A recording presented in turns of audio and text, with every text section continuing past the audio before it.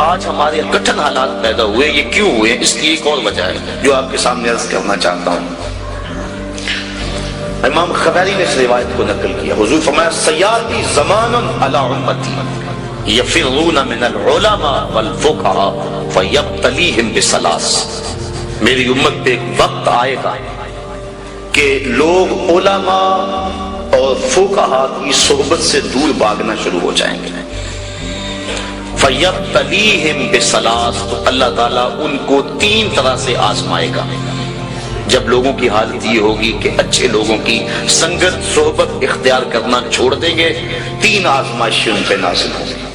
پہلی آزمائش یہی جس کے لیے آج کے مضمون کا سارا رخ ہی مڑ گیا، لیکن چلو یہ بھی ضروری باتیں میں آپ کی گوش گزار کر رہا ہوں. یرفع البرکۃ من کسبہم.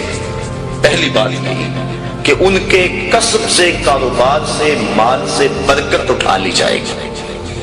پہلی نحوست علماء کی صحبت سے دور بھاگنے کی وجہ سے ان کو جو ملے گی. دوسری نحوست ان کے اوپر ظالم حکمران مسلط کر دیے جائیں گے. اور تیسری نحوست اور بڑی خطرناک وَيَخْرُجُونَ مِنَ الدُّنْيَا بِغَيْرِ الْإِيمَانِ. اور دنیا سے بغیر ایمان کے اٹھ جانے کا اندیشہ ہو. اور آج دیکھ لیں یہ بات بھی درست ہے کہ آج وہ علماء کم ہیں جن علماء کی صحبت میں بیٹھ کے اللہ کا قرب ملتا ہے. میں جوہر آباد میں گفتگو کر رہا تھا تو وہ بات کو گفتگو تھی تو ایک وکیل صاحب کہنے لگے کہ آپ جو بات کر رہے ہیں ہم اس بات کو تسلیم کر رہے ہیں، لیکن ان علماء کو کہاں سے ڈھونڈیں جن کی صحبت غنیمت ہوتی ہے اور جن کے دم سے انسان کو اللہ کا قرب ملتا ہے. آج تو گداگر اور دکاندار ہمیں مل رہے ہیں. تو میں نے اسے 2 لفظی جواب دیا. میں نے کہا تمہیں پتا ہے مٹھائی کس دکان سے اچھی ملتی ہے، کپڑا کس دکان سے اچھا ملتا ہے؟ سارا شہر چھوڑ کے وہاں جاتے ہو کہ نہیں؟ یہی نہیں پتا کہ دین اچھا کہاں سے ملتا ہے. حضور کی امت کی خصوصیات میں سے ایک خصوصیت یہ ہے کہ قیامت تک اس امت میں اہل حق موجود رہیں گے. حضور کی امت کی جو خصوصیات ہیں ان میں سے ایک خصوصیت یہ ہے قیامت تک اس امت میں اہل حق موجود رہیں گے. گو تھوڑے رہ جائیں گے، لیکن چونکہ ہم شیطان کے پھندے میں آ جاتے ہیں اور کبھی ایسا نہیں ہوا کہ ایک دکاندار سے دھوکہ کھا لیں اور پھر دوبارہ کہیں کہ ہم کپڑے پہنتے ہی نہیں. ایک ہوٹل سے دھوکہ کھا لیں تو کہہ لیں ہم کھانا کھاتے ہی نہیں. یہ سارے فراڈی ہوتے ہیں. ایک دکاندار سے دھوکہ کھائیں گے، دوسرے کے پاس جائیں گے، دوسرے سے دھوکہ کھائیں گے، تیسرے کے پاس جائیں گے. لیکن یہاں کیا ہوتا ہے کہ ہم کسی ایسے شخص کے پاس چلے جاتے ہیں جو دین کے نام پہ کاروبار کر رہا ہوتا ہے، اور پھر جب اس سے ہم ڈسے جاتے ہیں ہم سارے طبقے سے برزن ہو جاتے ہیں.